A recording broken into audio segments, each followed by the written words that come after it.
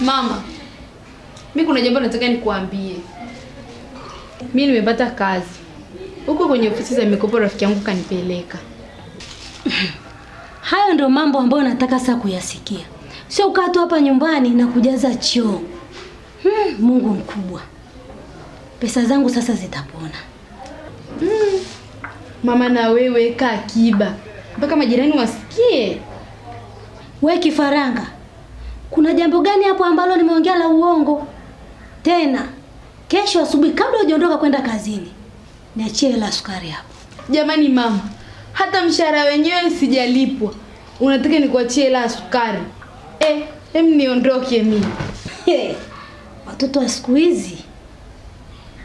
Sisi tukiwa watoto wa marika hayo, tunategemewa nyumbani na familia na bado tunasomesha wadogo zetu. Lakini wao